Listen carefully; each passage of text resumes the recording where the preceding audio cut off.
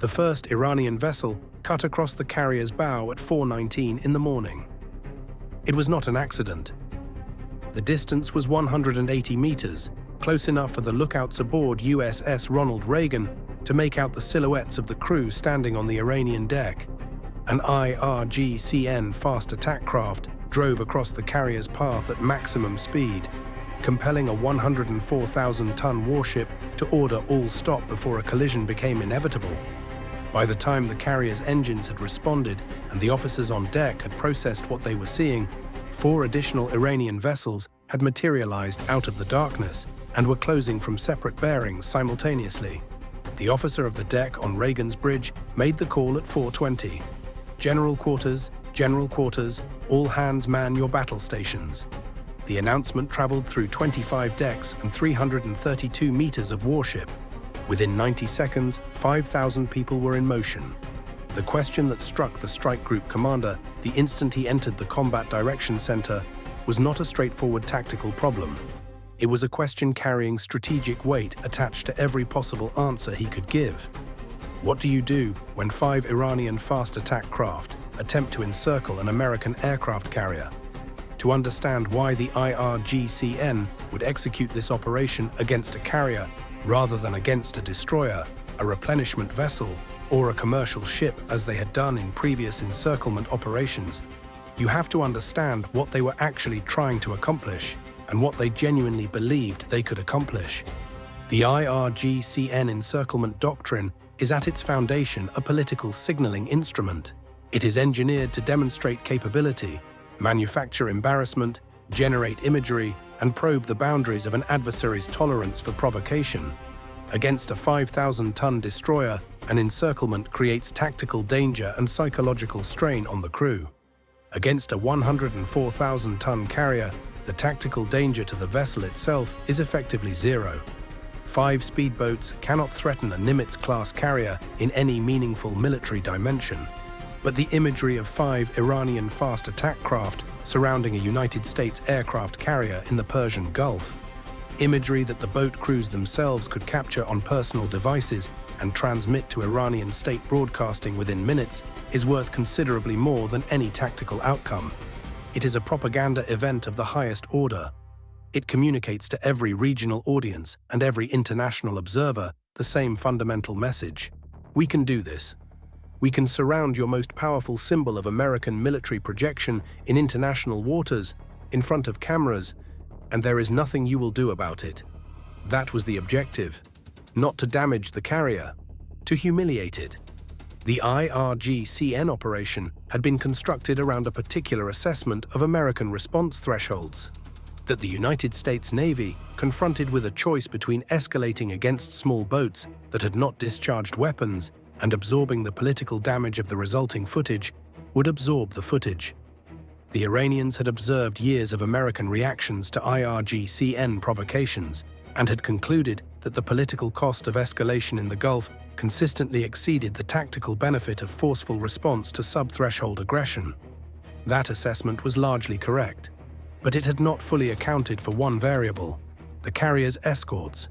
The Reagan strike group in the Persian Gulf included USS Lake Erie, a Ticonderoga-class cruiser, and 4 Arleigh Burke-class destroyers, USS Truxton, USS Bulkley, USS McFall, and USS Farragut. In standard strike group formation, these ships were positioned in a screen around the carrier at distances, providing layered air and surface defense. The destroyer nearest to the carrier's current position, USS Truxton, was approximately 4.2 nautical miles to the southwest when the first Iranian vessel crossed the bow. At 4.2 nautical miles, with Reagan now dead in the water, Truxton was not positioned between the Iranian boats and the carrier. The encirclement formation had been timed and geometrically arranged specifically around this reality. The Iranian vessels had approached the carrier from the northeast, the direction least covered by the destroyer screen during the carrier's scheduled course change. The course change was a routine navigational maneuver executed at predictable intervals as part of the carrier's flight operations pattern. Whether the IRGCN had obtained intelligence about the carrier's course change schedule through signals collection, pattern analysis of prior transit data, or some other means was a question the post-incident intelligence review could not answer definitively. The timing of the encirclement relative to the course change and the approach through the screen gap was either extraordinarily precise luck or the product of careful prior reconnaissance. The intelligence community's assessment leaned toward reconnaissance, but could not confirm it. Truxton accelerated toward the carrier's position immediately upon receiving the General Quarters transmission from Reagan. At 30 knots, it would reach the carrier in approximately 8 minutes. 8 minutes during which the carrier's own organic defensive resources were responsible for managing the encirclement. Reagan's bridge team was now operating in a situation that naval doctrine did not address cleanly. The rules of engagement for the Persian Gulf were calibrated around the threat of attack. They provided clear authority to respond to hostile fire, to weapons that had been readied in a threatening manner, to vessels conducting direct high-speed attack runs. They did not provide a clean protocol for 5 boats that had crossed the carrier's track without visible weapons, had not fired anything, and were now maneuvering at close range in a pattern that was threatening in intent, but ambiguous under the letter of the rules of engagement. The commanding officer of Ronald Reagan, a rear admiral who had commanded destroyers and an air wing before taking the carrier, reached the bridge at 4:23. He assessed the situation in approximately 30 seconds and made his first decision. He would not attempt to restore speed while Iranian vessels remained within 300 meters of the hull. A 104,000-ton ship moving at even 5 knots and striking a 20-ton fast attack craft produces consequences he was not willing to accept. Not for the Iranian crew, not for the geopolitical situation that would follow. The carrier stayed stopped. His second decision was to use the carrier's own embarked aircraft. 2 SH-60 Seahawk helicopters from the Air Wing's helicopter detachment were launched within 4 minutes of General Quarters. They were not configured for the surface attack mission, but they were airborne. They were in continuous radio contact with the bridge and could position directly above any Iranian vessel in the encirclement, maintaining real-time visual observation while feeding the carrier's Combat Direction Center a bird's-eye picture of the entire situation. The helicopters were overhead by 4:27. Their reports immediately clarified several things. The 5 Iranian boats were holding their positions. They were not closing further. None had raised any weapon system visible from the helicopter's altitude. 2 of the boats had crew members in positions consistent with operating cameras or recording devices. The imagery collection was already underway. The third decision was the one that most directly altered the tactical picture. At 4:26, the carrier's Combat Direction Center activated its SPS-67 surface search radar at maximum output and designated all 5 Iranian contacts. The SPS-67 in high power mode is not a fire control radar. It does not generate a targeting solution, but its emissions are detectable by any vessel equipped with electronic support measures, and at maximum power, it illuminates small surface contacts with sufficient energy that any ESM receiver aboard the Iranian boats would be registering a substantial radar signal. The message was not subtle. "We see you. We are tracking you precisely." Simultaneously, Reagan's close-in weapon system, the Phalanx, was brought to standby ready.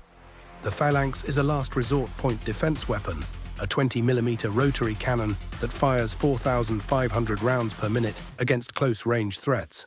At the distances the Iranian boats were operating, 150 to 300 meters from the hull, the Phalanx could engage any of them in under 3 seconds. Bringing it to standby was a status change, not a trigger pull, but it was a visible status change. The Phalanx radar array was rotating. Its director slewed toward each Iranian vessel in sequence as the system tracked them. Every Iranian boat commander could observe the Phalanx director tracking his vessel. The message was received. At 4:28, USS Truxton arrived on scene at speed, coming in hard on the carrier's starboard quarter and slowing aggressively as it entered the encirclement area. The destroyer's bridge team had a clean radar picture of all 5 Iranian contacts. Truxton's commanding officer positioned his ship directly between 2 of the Iranian boats and the carrier's hull, physically placing a 9,200-ton Arleigh Burke-class destroyer as a barrier between the encirclement and the ship it surrounded. The presence of Truxton changed the geometry immediately and irreversibly. The encirclement had been designed around 5 boats and a carrier with its screen displaced. With an armed destroyer now operating inside the encirclement, the Iranian boats were no longer surrounding an isolated target. They were in close proximity to a warship with weapons visibly manned, a crew at battle stations, and a commanding officer carrying clear rules of engagement authority to respond to any hostile act. 2 of the Iranian boats began repositioning at 4:31, not fleeing but moving away from the area of closest approach with Truxton. The encirclement geometry was coming apart. Without the clean surrounding formation, the imagery being gathered by the Iranian crew members became substantially less useful. USS Bulkley and USS McFall arrived at 4:36 and 4:39 respectively, positioning to cover the carrier's port side and the northeast approach, the direction from which the encirclement had originated. By 4:40, the carrier had a full destroyer screen in close attendance, operating inside the boundaries of the original encirclement perimeter. The last Iranian boat cleared the carrier's immediate vicinity at 4:47, 28 minutes after the first bow crossing. The 5 boats formed up loosely approximately 2 nautical miles to the northeast and proceeded at moderate speed toward Iranian territorial waters. No weapons had been fired, no Iranian crew member had been harmed, no American crew member had been harmed. The imagery the Iranian boats had collected was transmitted via satellite link to IRGCN command within the hour. Iranian state media ran the footage at 9 in the morning Tehran time, carefully edited to show Iranian fast attack craft in close proximity to a large warship that the camera angles made difficult to clearly identify as USS Ronald Reagan specifically. The accompanying narration described the operation as an IRGCN patrol, demonstrating Iranian sovereignty over the Persian Gulf. The footage was genuinely alarming to outside observers who encountered it. It showed small boats moving at speed, very close to what was clearly a major warship. What it did not show, what the camera angles never captured, was the complete sequence of events. It did not show Truxton's arrival and its physical interposition between the Iranian boats and the carrier. It did not show the phalanx director tracking each Iranian vessel in sequence. It did not show the 4 armed destroyers that had been on scene before the last boat departed. The after-action review within 5th Fleet and at the Pentagon operated on 2 separate tracks. The tactical track focused on the screen gap the IRGCN had exploited. The specific geometric displacement of the destroyer screen during the carrier's course change that had left the northeast approach temporarily less covered. The review produced modified formation procedures for Strait and Gulf transits that maintained tighter screen geometry during all course changes, regardless of whether flight operations were active. The adjustment added 30 seconds to the previous procedure, but eliminated the gap the IRGCN had used. The second track of the review was strategic and considerably more contentious. The fundamental question was whether the presence of Truxton, the phalanx tracking behavior, and the SPS-67 high-power activation constituted an adequate response to an Iranian attempt to encircle a United States aircraft carrier, or whether the response should have been more forceful and earlier, specifically whether the carrier's helicopters should have been armed for the mission, and whether Truxton should have been authorized to maneuver more aggressively to physically force the Iranian boats out of the area before they completed their imagery collection. The arguments on both sides were serious and had advocates at senior levels. The restrained response argument held that the approach had worked. No shots fired, no escalation, no American casualties, no Iranian casualties, and the encirclement dissolved. The inadequate response argument held that permitting a 28-minute encirclement of a carrier to run its course with Iranian boats conducting imagery collection throughout had delivered the IRGCN a significant propaganda success and had validated the doctrine that sub-threshold encirclement of American assets was an achievable and cost-free operation. The after-action conclusion split the difference in a way that satisfied neither camp fully. The immediate tactical response had been appropriate given the rules of engagement constraints and the requirement to avoid escalation. But the strategic deterrence posture needed strengthening to make future encirclement attempts more costly in ways that did not require firing weapons. The specific recommendations included more aggressive use of electronic warfare systems to degrade Iranian imaging capability, closer integration of airborne surveillance during carrier transits to eliminate screen gaps, and modification of the standing Gulf patrol posture to ensure armed helicopter assets were more readily accessible for rapid response. Reagan completed its deployment and returned to home port in April. The 5,000 sailors aboard had managed a genuinely unusual situation: a foreign military force's attempt to encircle their ship, with the discipline and professionalism that sustaining battle stations for 28 minutes while an armed adversary maneuvers within close proximity to your hull demands. The IRGCN footage ran on state media for 3 days.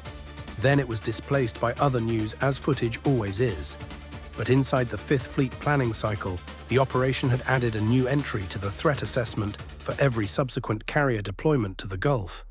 The IRGCN had demonstrated both the willingness and the capability to encircle a Nimitz-class carrier. The geometry could be refined, the timing could be tightened, the number of boats could be increased, and with more boats the screen could be pushed further out, reducing Truxton's ability to interpose as rapidly. The carrier would return, the IRGCN would be watching, and somewhere in the planning staff at Bandar Abbas, the footage from 4:19 to 4:47 on that morning was being reviewed frame by frame for every detail of the American response, because that is what the operation was at its core, not an attempt to harm the carrier. An intelligence collection operation disguised as a provocation, using the American response itself as the data. The Persian Gulf rewards patience and punishes assumptions.